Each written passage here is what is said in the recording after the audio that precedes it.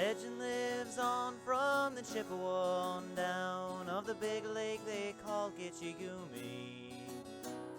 The lake, it is said, never gives up her dead when the skies of November turn gloomy.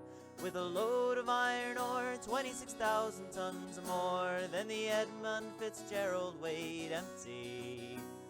The good ship and crew was a bone to be chewed when the gales of November came early.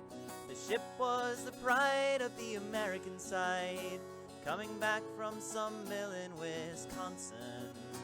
As the big freighters go, it was bigger than most, with a crew and good captain well seasoned, concluding some terms with a couple of steel firms when they left fully loaded for Cleveland.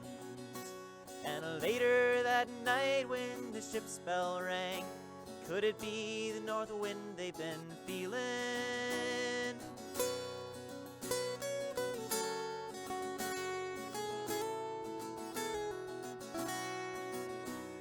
The wind and the wires made a tattletale sound, and a wave broke over the railing.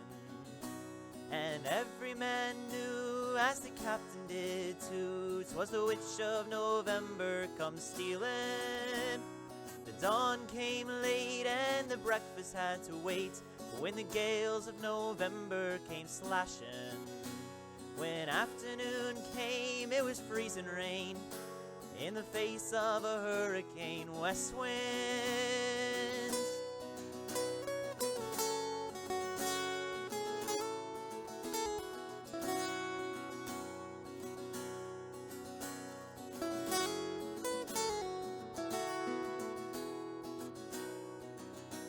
When supper time came, the old cook came on deck saying, "Fellas, it's too rough to feed ya."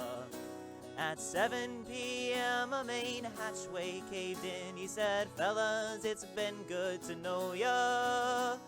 The captain wired in, he had water coming in. The good ship and crew was in peril. And later that night, when its lights went out of sight, came the wreck of the Edmund Fitzgerald.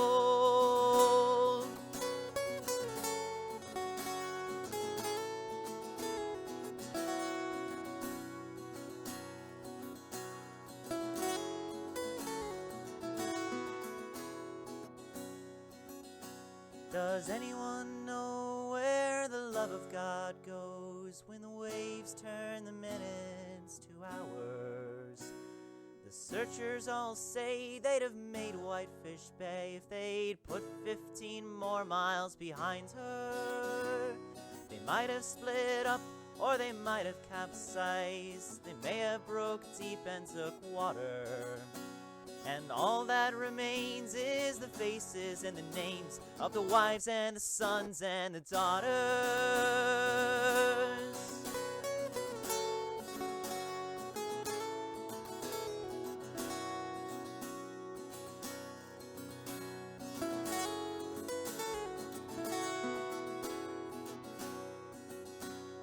Lake Huron rolls, Superior sings in the rooms of her ice water mansion. Old Michigan steams like a young man's dreams. The islands and bays are for sportsmen. The farther below, Lake Ontario takes in what Lake Erie can send her. And the iron boats go, as the mariners all know, with the gales of November remembered.